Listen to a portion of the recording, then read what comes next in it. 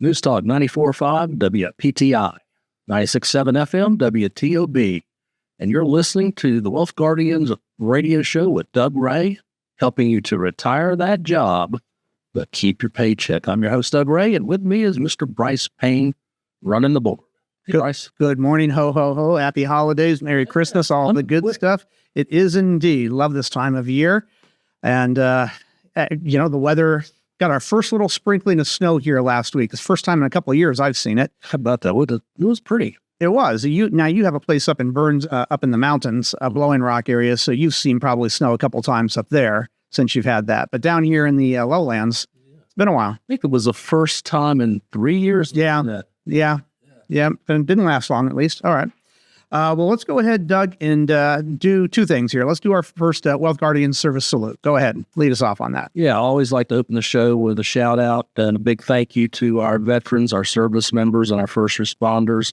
And thank you to their family members who have to sacrifice a lot. It's the hardest time of year to try to get by without everyone in your household. And we know that it's a sacrifice you're making. So we want to just acknowledge our appreciation of you week in and week out here at the Wealth Guardian. So thank you for that.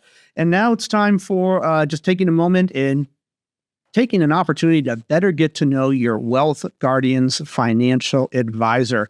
And the question we're going to ask ourselves this week, and you can reflect on this question yourself: what was the first car you ever owned? Okay. So, Doug, what was the first car that you ever owned? So the first car I ever owned, I bought brand new, ordered it, in fact, as soon as I graduated. It was a 79 Camaro. Ooh. Loved that car. Ooh, yeah. And we kept it until Garrett came along. Okay. Yeah. Not a family car. It's not. I mean, getting that kid in and out of the back seat. Oh, yeah. Baby seat. Oh, man. So I ended up trading it for a Honda Accord. Wow. I'm so sorry. Yeah. You ever try to find that car? Get it back? Yeah, sort of. But, you can't. Yeah. All right. Been wrecked by now. Well, my first car was in 1984. My stepfather bought me a 1969 Impala. Oh, large. That was a big one. Large black car. Took it to college, and we found out when I joined Sigma Chi, we found out how many pledges can you fit in the trunk of a 1969, and it's 7. You can fit 7 pledges in the back of a 1969 Impala. Yeah, so that was my first car. Didn't like it too much at first. It was like gas guzzle. But anyway. All right, so that wraps it up there. And we'll ask you, too, what was your first car? What was your little memorable experience with that first set of wheels that you got? All right, now what we're tackling here, Doug, this week is a listener question. So generally around the first of the month, we dip into our mailbag. People have emailed us asking questions that they want answers to, and figure that we're the solution to getting the answers to that. And our first one this week is going to come from Ruth in Danville. And she says, Doug, Garrett, and Brice, my husband isn't great with money, so I pay all the bills and handle the decisions with our retirement accounts. As we get closer to retirement, I'm starting to wonder if I should make him get more involved. What are your thoughts? Yeah, I think you should. At least to the point where he knows how to access all the accounts. Mm-hmm. Brice, we had a case I'm thinking about 3 or 4 years ago where this couple had started the retirement planning process with us, and before they had their first meeting, the exact same situation where she handled all the accounts, mm-hmm. He did not. Well, she dropped dead for the stroke. Yes. And he was clueless. He had no idea how to access the account. Didn't even know where the accounts were. So I would say at least sit down and write out a list of your accounts and what they are and how to access them. And, the financial consultant who's, overseeing these things, that's the least I think you should do. Yeah. And, it's kind of like my wife is in the healthcare field. And she has this up on our fridge. She has where you can access all the medical information. It's supposed to be on your fridge, so in case EMTs come in, they look on the fridge for any information on your health. So it's becoming more and more common. You should have that information or where to access that information on the fridge. And the same thing goes with your accounts. Where do you access them? How much generally are in there? Who are the beneficiaries of them? Have that information available to your spouse. So even if they're not involved in the money, they're not like a sheep caught in headlights. And we have had clients who, not just the one that you described, but one of the couple passes away and the other one, who was not the one who was well-versed in the monies, at least know to come to us and say, can you help me out here? I don't know where. And, we certainly step in and help that person figure out where all the monies are. How do you access them? What do you have to send them as far as death certificates or copies of the trust, et cetera, so that they can start revamping their accounts or reassigning their accounts to where they need to be and creating those distribution plans, et cetera. So Ruth, yes, it doesn't mean that your husband has to know as much as you do, but he at least should know where to go, where the accounts are, who he reaches out to, and where the accounts are going to be going after something were to happen to either of you. So thank you for the question. That's a great question, and it unfortunately is relevant to just about 100% of the people out there. It's not too common where both people pass away at the same time. So one of you is going to have to be well-versed in that when the other one passes away. If you are just tuning in, you're listening to the Wealth Guardian Show with Doug Ray. I'm Brice Payne, along in the studio this weekend morning with Doug Ray. And we are dipping into that listener mailbag question, as we like to do about once a month here. And that first question was from Ruth in Danville. And Doug, we're going to move on to Rachel in High Point for this next question now. And Rachel says to us, Doug, it's just you. So this is just for you, Doug. Doug, I'm finished paying off my med school debt, which means I'll now be in a position to invest about 50% of my take-home pay. My income is high. What investment options do you suggest for someone in my shoes? Well, Rachel, doctor, first off, congratulations. Yeah. I can't give you specific investment advice because you've only told us a little bit about yourself. But let's take a look at the generalities behind this. First off, if you're offered a 401k, I would definitely start contributing to that, at least up to the match and maybe more. And if it has a Roth provision to it, I would use the Roth provision. I know it's not going to help you on your taxes now, but down the road, 30 years from now, you're going to be glad you did.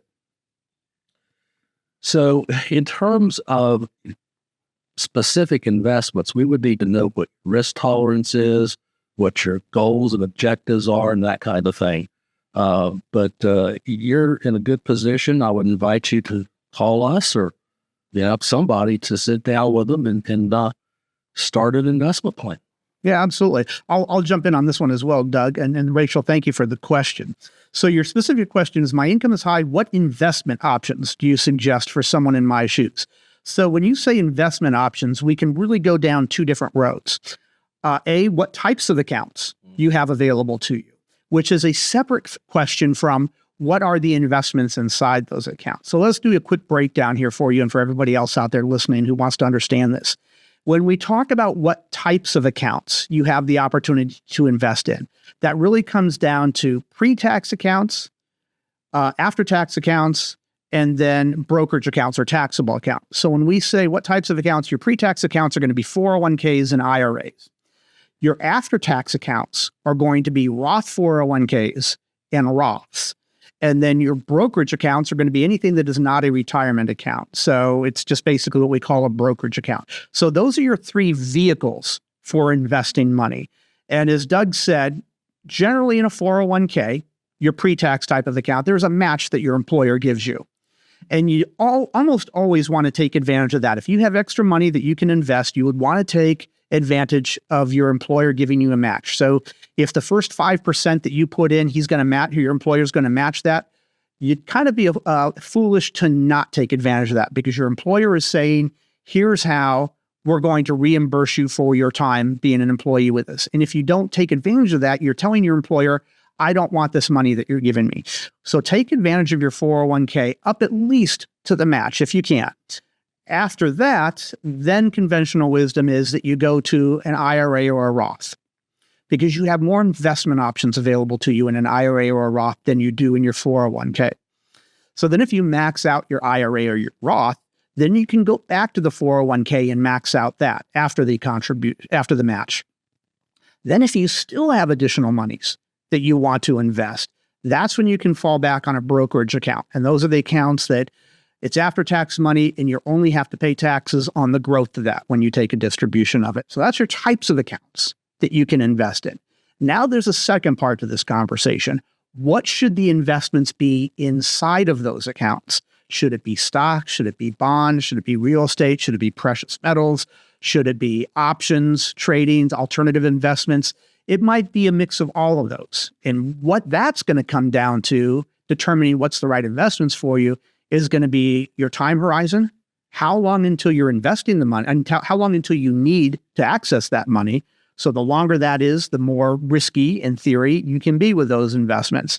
And then the other question is, what is your risk tolerance? How risky do you feel like being in those investments? That's a question that we simply can't answer just by a quick question on a radio show. We have to know a lot about our client to help them to figure out what does the overall portfolio allocation look like. And a good financial planner, a good investment advisor would do their fiduciary duty and know a lot about you before they start dividing up what your portfolio should be. So Rachel, that's really it in a nutshell. What types of accounts can you use and what should the investments be inside of those accounts? So I hope that helps, and at least getting you to understand what we as fiduciaries would need to ask you before we can give you answers to those things. So thank you for that question, Rachel. Now we've got to get to a break, Doug, and we've got a trivia question here for you. All right. Now, let me tell everybody else out there, Doug, you might not be aware of this, but when Garrett and I did the radio show last week, I said that the remaining of the questions of the year were going to be around holiday trivia, Christmas trivia. But I'm balking at that. I'm going to take back that, and this question for this week is going to be about football, since this is also football season, not just holiday season. So here's the question for you and everybody else out there. If you're not a football fan, I'm sorry, because this is going to be an obscure question. Doug, besides an extra point, what is the other way a team can score 1 point in a football game? Besides the extra point, what is the other way, the only other way a team can score just 1 point in an NFL game? Okay, stick around for the answer to that trivia question and see if we stump Doug on the other side of this short break. Thank you for joining us. We'll see you back here in just a few minutes. I'm Brice Payne. With me is Doug Ray, and the show is The Wealth Guardians, helping you retire the job and keep the paycheck. And this is News Talk 94.5 WPTI. And this is 96.7 FM WTOB. News Talk 94.5 WPTI. 96.7 FM WTOB. Welcome back to the Wealth Guardian Show, where we help you retire the job and keep the paycheck. I'm Brice Payne in the Wealth Guardian studio this morning, along with Doug Ray. And in this second segment, we're going to continue dipping into that listener viewer question mailbag and see what questions you are coming at us with here since the last month that we did this. Now, before we answer that trivia question that we left you hanging with at the end of the first segment, I want to ask you this. Are you planning to retire? Okay. Have you met with a retirement income certified professional who is also a fiduciary to help you out with those retirement planning questions? If not, here you go. I'm inviting you to take us up on a complimentary review of your current situation. So as certified retirement planning specialist, we are going to put together a customized written plan with strategies for both portfolio allocation, income distribution, Social Security filing, and tax efficiency, with the additional benefit of often reducing both the risk and the fees of your current plan. So if you put aside at least $400,000 and you want to take us up on this no-cost, no-obligation review, give us a call. Our phone number is 336-391-3409. Did I mention there's no cost and no obligation to sit down with us? 336-391-3409, or go to our website, thewealthguardians.com. That's thewealthguardians.com to learn more. Let us show you in black and white how you can retire the job, yet keep the paycheck.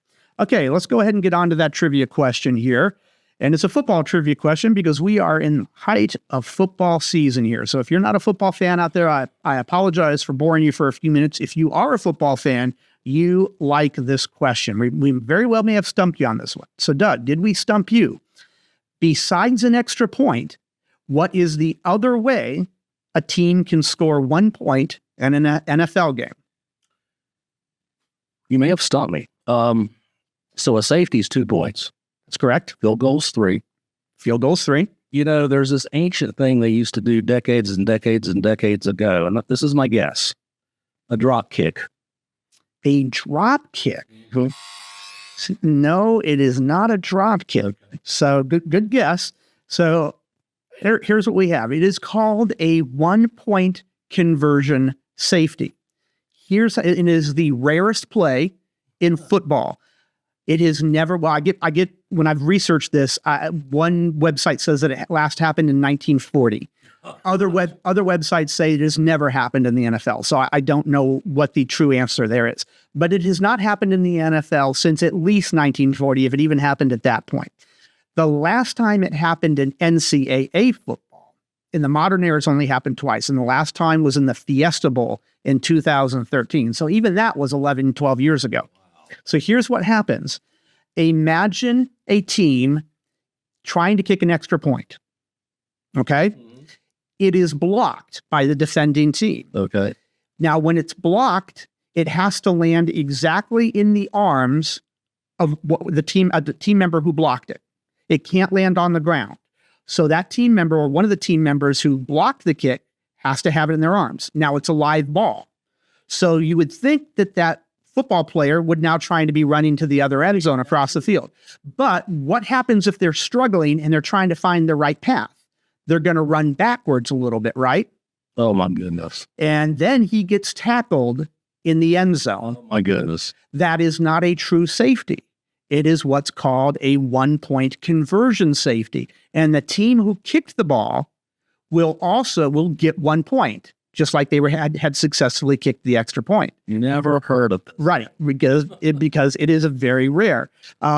It is even rarer now in the NFL because in 2015, I think it was, they moved where you are running that 2-point conversion or the extra point. They've moved it back to like the 15-yard line when it was. So it's now even harder for that blocking team to have run it backwards. Okay, so there you go. It's called a 1-point conversion. I did happen to see that play live in the Fiesta Bowl back in 2013. That's why I knew to ask this question, but I didn't realize it had never happened in the NFL. All right. Well, there you go. Sorry, Doug didn't make it this year, this week. Did you answer that question properly? I'd love to know. Give me your information. Well, if you are out there and you knew that, then I'd love to hear from you. Now, there's probably some listeners, Doug, who are high school referees out there, and maybe they knew the answer to that question. Maybe. But all right.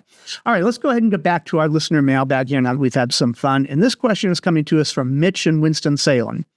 And he says, Doug and Garrett, I've been maxing out my 401k for the past 20 years, but I've done a very poor job of managing my household bills and other finances. So I find myself in a situation where I have a lot of saved for retirement, but also have a very bad credit score and quite a bit of debt. I'm planning to work for another 5 years. So should I stop putting money in my 401k and try to get some of this mess cleaned up?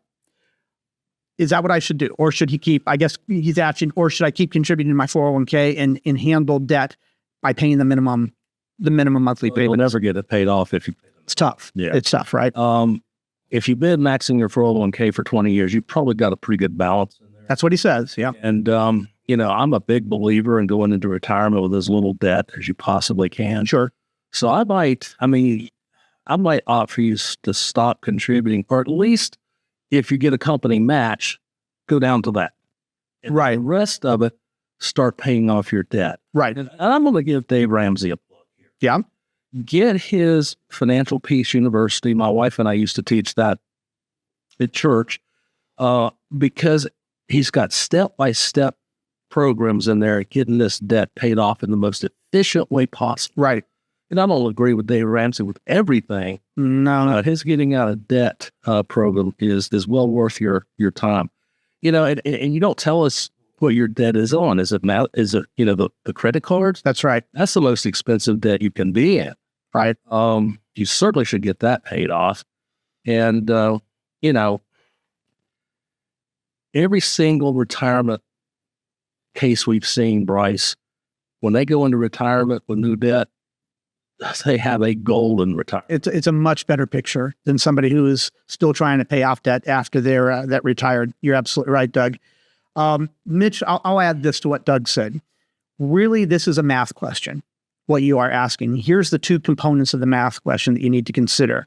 What interest rates are you paying on the various debts? So as Dave Ramsey would tell you, let's list out our debt, the dollar amount that you owe, and the interest rate that you are paying on those debts.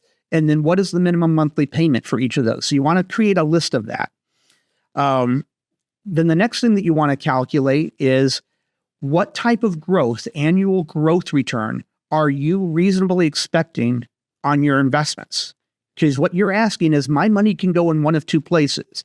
It can go further to contribute to my retirement, or it can go to pay off my debt. And your question is, which of these two buckets do I put this money into? Well, if the interest rate that you are paying on any particular piece of debt is really high, let's say 8 or 9%, right? Let's follow that up with the question, what can you reasonably expect to earn on your money if you didn't pay off the debt and you just invested it? Probably somewhere around 5, 6, 7, 8%, right? Exactly. Okay. So if it's roughly the same, then it can kind of be a wash. But what if that debt was like a credit card, as Doug mentioned, and it's 19 or 24%? 26 or 7. That's how high they are now. That's nowhere in the ballpark of you having a 6, 7, 8, or 9% return on your investments, right? So this is a math game. And if you're just putting your money more toward more investments when your debt is collecting at 19 or 25%, it's easy to understand how that math is not going to work in your favor. But some of these mortgages that are out there, Mitch, they're 3%. And don't be in a rush to pay off a 3% mortgage. But if you have credit card debt that is really high, then that math starts working to our advantage to pay that off and get rid of that, even if it means temporarily suspending how much you're putting into retirement. But this is all a math question. We understand it's not easy for you to do all the math yourself. And this is why a financial planner would help you out and help you figure out which debt, if any, needs to be tackled while you suspend making retirement contributions. But give us a call. That is one thing that a holistic financial planner can help you out with, is figuring out where do you invest your money and what debt do you pay off first. So here's how you reach us, 336-391-3409. That's 336-391-3409, or give us a call or reach out to our website, thewealthguardians.com. We'd love to sit down with you and help you figure that out. All right, Doug, we got one more minute here. Let's go to Claire in Burnsville. And she says, Doug, Garrett, and Brice, I worry a lot about a market crash next year. But people tell me not to worry about it because I'm only 45 and don't plan to retire for another 20 years. Is it really that simple and I shouldn't pay attention to it? Well, I'll tell you, Claire, market crashes are rare, but bear markets happen on average about every 7 years. Right. What you're talking about is the buy and hold strategy. You're 45, yes, you've got another 20 plus years, to get through it. But here's the thing. We have constructed our clients' portfolios so that in a true market crash like 2008 was, when the S&P is down 50, 55%, our portfolios are designed to stop the loss around 8 to 10%. Somewhere in that neighborhood. From 8 to 10%. You go down 50 some odd percent, it's going to be hard to recover. Now, you've got 20 years, but Claire, here's the thing. It took 2.5 years to recover from that market crash in 2008. So while you're recovering, you have lost forever the compounding effect of the money you had before the crash. That's right. And Claire, if we take a look at in that 2008 financial crisis that Doug's talking about, it actually took 1.5 years for the market to go down from its top. And then it took some more time for it to come back up. So overall, total from top, getting back to the top was about a 5-year time period. So if you're 45 years old and not planning on retiring for another 20 years or so, that time horizon's not that big of a deal. But let's imagine that you are planning on retiring 2 years from now. Now you don't have time to recover from that. And that's critical. Generally, the closer or the shorter your time horizon gets, meaning how long until you plan on using that money. You've heard me use that before here on today's show. Your time horizon is how long until you plan on using this money. If that's a very short time period, 1 year, 2 year, even 3 or 4 years, you want to be more conservative with your investments. General conventional wisdom goes. If you have a longer time horizon, you're saving for retirement and you're only 45 years old, then you can generally be more aggressive with your investments because you can have time to recover from a larger market fall. And that's really what we have to consider here, Claire, your time horizon and your personal risk tolerance. And that's what a holistic financial planner can help you figure out. All right, well, that's going to run out of our time here this week. So Claire, Mitch, Rachel, and Ruth, thank you for writing your questions in. We hope we'll catch everybody else's questions here the next time we do this. We do hope the rest of your weekend is everything you want to be. We thank you for joining us. This is Brice Payne, along with Doug Ray. The show's The Wealth Guardians, where we help you retire the job and keep the paycheck. And I want to remind you, sound financial plans do not create themselves. This is News Talk 94.5, WPTI. This is 96.7 FM, WTOB.